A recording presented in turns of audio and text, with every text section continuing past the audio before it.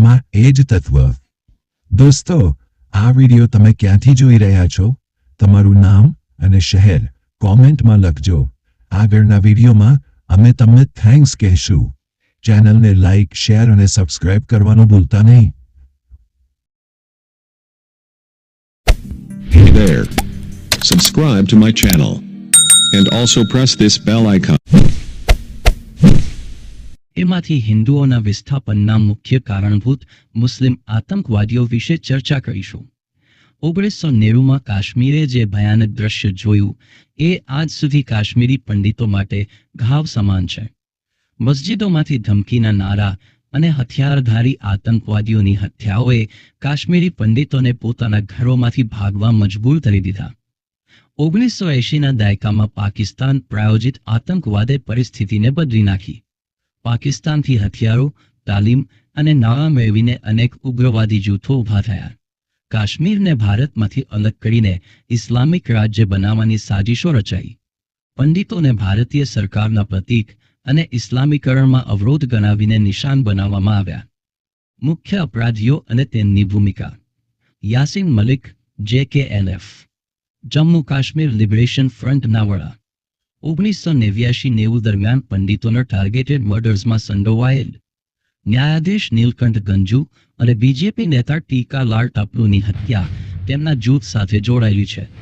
2019માં ભારત સરકારે JKLF પર પ્રતિબંધ મૂક્યો. 2025માં પણ તેમના પર કાશ્મીરી પંડિતોના વિસ્થાપન લગે આરોપોમાં કાર્યવાહી ચાલુ છે. વિટ્ટા કરાટે. ફારૂક અહેમદ દાર કાશ્મીરી પંડિતોના કસાઈ તરીકે ઓળખાય છે. ખુલ્લેઆમ સ્વીકાર્યું કે તેણે 20થી વધુ પંડિતોની હત્યા કરી હતી. સતીશ ટિક્કુ સહિતના અનેક લોકોના ખૂનથી પંડિત સમાજમાં ભયનું વાતાવરણ ઊભું કર્યું હતું. લાંબો સમય સુધી જેલમાં રહ્યો, પછી છૂટી ગયો, પરંતુ તેના પર આજે પણ કેસ ચાલી રહ્યા છે. હિજબુલ મુજાહિદીન અને અન્ય જૂથો. પાકિસ્તાનના ISIથી સંચાલિત. હજારો હિન્દુઓ પર સીધા હુમલા કર્યા.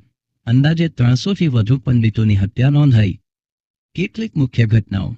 સપ્ટેમ્બર 1989 બીજેપી નેતા ટીકાલાલ ટાપલુની હત્યા. નવેમ્બર 1989 ન્યાયાધીશ નીલકંઠ ગંજુની હત્યા. જાન્યુઆરી 1990 મસ્જિદોમાંથી ધમકીના નારા. રલીવ, તસ્લીવ યા ગરીબ, ઇસ્લામમાં જોડાવ, ભાગો અથવા મરો. ફેબ્રુઆરી 1990 વિટ્ટા કરાટે દ્વારા સતીશ ટિક્કુની હત્યા. આ ઘટના પછી પંડિતો માટે કાશ્મીરમાં રહેવું અશક્ય બની ગયું. વિવિધ પરિપ્રેક્ષ્યો. મુખ્ય પુરાવા. મોટાભાગના ઇતિહાસકારો અને સાક્ષીઓ માને છે કે આતંકવાદી જૂથો સીધા જવાબદાર હતા. અન્ય દૃષ્ટિકોણ. કેટલાક વિદ્વાનો તત્કાલીન ગવર્નર જગમોહન પર પણ આક્ષેપ કરે છે કે તેમના નિર્ણયોના કારણે પંડિતોને સલામતીનો ભ્રમ થયો અને તેઓ ઘાટી છોડીને જવા મજબૂર થયા. મુસ્લિમ સમાજની દૃષ્ટિ. કેટલાક કાશ્મીરી મુસ્લિમો આ ઘટનાને દુઃખદ માને છે અને કહે છે કે તેઓ પણ તે સમયમાં આતંકવાદ અને સૈનિકી પરિસ્થિતિના ભોગ બન્યા હતા. પરિણામો અને વર્તમાન સ્થિતિ. પંડિતો વર્ષો સુધી જમ્મુ અને દિલ્હી કેમ્પમાં શરણાર્થી બનીને રહ્યા. તેમની સંપત્તિ, જમીનો અને ઘરો કબજે અથવા નષ્ટ કરાયા. કાશ્મીરનું સાંસ્કૃતિક વૈવિધ્ય તૂટી ગયું. આજ સુધી મોટાભાગના પંડિતો કાશ્મીરમાં પાછા ફરી શક્યા નથી. સરકાર તરફથી અનેક પુનર્વસન યોજનાઓ હોવા છતાં સુરક્ષાનો ભય અને ભૂતકાળના ઘાવ તેમને પાછા જવામાં અચકાવે છે. ઉપસંહાર. 1990નું કાશ્મીરી પંડિત વિસ્થાપન ભારતીય ઇતિહાસનું એક કાળો અધ્યાય છે. યાસીન મલિક, વિટ્ટા કરાટે જેવા મુસ્લિમ આતંકવાદીઓની ભૂમિકા સ્પષ્ટ છે. પાકિસ્તાન પ્રાયોજિત આતંકવાદે એક સમુદાયને પોતાની ધરતી છોડીને શરણાર્થી બનવા મજબૂર કર્યા. આજે પણ કાશ્મીરી પંડિતો ન્યાય અને સુરક્ષાની અપેક્ષા રાખે છે. આ ઘટના આપણને યાદ અપાવે છે કે ધાર્મિક અતિરેક અને આતંકવાદ માનવતાનો સૌથી મોટો શત્રુ છે અને શાંતિ સહ અસ્તિત્વ જ કાશ્મીર તથા સમગ્ર ભારતનું ભવિષ્ય છે. શું હું આ લેખને સમાચાર રિપોર્ટ શૈલીમાં